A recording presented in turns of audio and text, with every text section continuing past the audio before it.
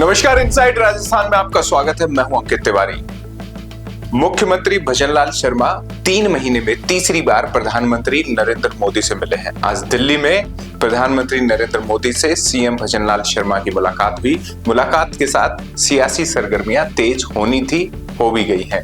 उम्मीद है नई राजनीतिक नियुक्तियों को बल मिलेगा और साथ ही मंत्रिमंडल में विस्तार की कवायदों को भी अब नए सिरे से देखा जा रहा है। हालांकि प्रधानमंत्री से पहले अमित शाह से मुलाकात होती तो इन सब पर मोहर सी लगती, लेकिन प्रधानमंत्री मिले हैं तो केवल दीपावली ग्रीटिंग्स के लिए नहीं, यह भी तय है। प्रधानमंत्री नरेंद्र मोदी और सीएम भजनलाल शर्मा दोनों की मुख मुद्रा इन तस्वीरों में आप सीधे स्क्रीन पर देख भी पा रहे हैं।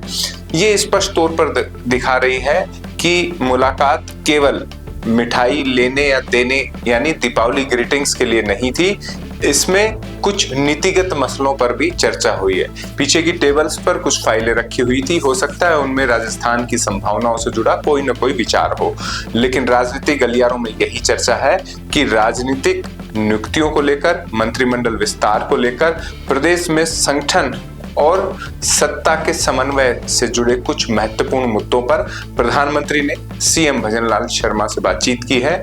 कुछ निर्देश जरूर दिए होंगे, ये भी माना जा रहा है, लेकिन क्या दिए हैं वो दिल्ली के गलियारों से छनकर अभी तक राजस्थान नहीं पहुंचे हैं, इसलिए हम भी आपको बता नहीं पा रहे हैं। लेकिन इतना तय है कि इस मुलाकात के मायने जरूर है।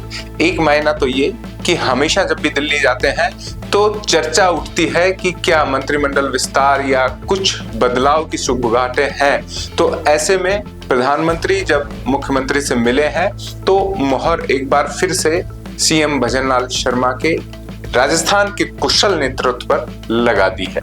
अब कितना कुशल नेतृत्व है ये अंता उपचुनाव में भी संभवतः राजनीतिक नजरिए से देखा जाएगा। आज नाम वापसी का अंतिम दिन था। रामपाल मेघवाल बीजेपी के लिए गले की फांस बने हुए थे। उन्होंने बीजेपी की शर्तें मान ली है। हो सकता है आने वाले दिनों में रामपाल मेघवाल को राजनीतिक नियुक्तियों में स्थान दे दिया जाए, उनकी इज्जत पार्टी और संगठन के नजरिए में बढ़े, क्योंकि नाम वापसी में वो शामिल हो गए हैं। मुश्किल पैदा कर रहे थे, बीजेपी के कोर वोटर्स पर सीधे तौर पर सेंधमारी कर रहे थे। प्रमोद जैन भाया को लाभ देने की कोशिशों में गिने जा सकते थे। इसके अलावा 4 अन्य निर्दलीय भी अपने नाम वापस ले लिए हैं। नाम वापसी के बाद तस्वीर साफ हो गई है। अंता में त्रिकोणीय मुकाबला है। संघर्ष बीजेपी और कांग्रेस में है। निर्दलीय नरेश मीणा अपनी कोशिशों को नया अंजाम दे रहे हैं। प्रमोद जैन भाया, मोरपाल सुमन और नरेश मीणा, कांग्रेस बीजेपी निर्दलीय, टक्कर कड़ी है। अंता में चुनाव सरगर्मियां हर एक गांव में लोगों के पहुंचने का सिलसिला जारी है। जयपुर का संगठन धीरे धीरे सक्रिय हो रहा है। सत्ता राजस्थान में बीजेपी की है, ये मोरपाल सुमन को जताने में, उन्हें एहसास दिलाने में अब यहाँ का संगठन भी जुड़ गया है। कुछ मंत्रियों और नेताओं के दौरे आने वाले दिनों में हो सकते हैं, इसकी पूरी संभावनाएं हैं। और माना ये जा रहा है कि मुख्यमंत्री भजनलाल शर्मा भी अंता जाकर मतदाताओं को बीजेपी के पक्ष में वोट देने के लिए प्रेरित कर सकते हैं। वसुंधरा राजे भी कुछ जनसभाओं में दिखाई देगी तो अंता की जनता संभवतः उनके पूर्व में किए गए कामों के आधार पर वोटों की संख्या में इजाफा करने में मदद कर सके। प्रमोद जैन भाया अपने कोर वोटर्स के लिहाज से और जो उनके पक्के वोट हैं उन पर तो फोकस किए हुए हैं। इस टूट फूट में जो हाथ लगे उसे बटोरकर जीत की राह प्रशस्त करने में तैयारी में है। नरेश मीणा लगातार अपने उग्र स्वभाव, आंदोलनकारी नजरिए और युवा होने का दावा ठोककर और एक मजबूरी का एहसास साथ लेकर चल रहे हैं कि अब तो उन्हें विधायक बना दो।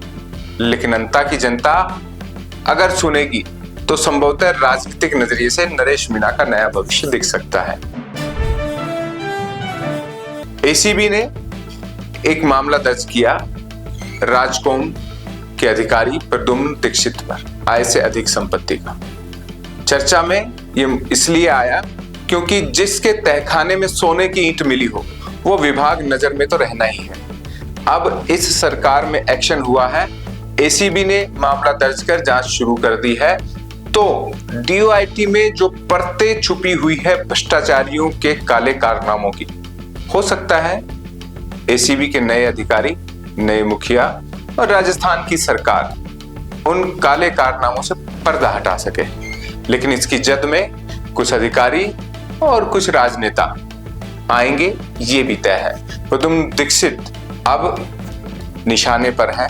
जातिगत आधार पर ये चर्चा हो रही है कि लगातार ब्राह्मणों को इन दिनों इशारे पर लिया जा रहा है।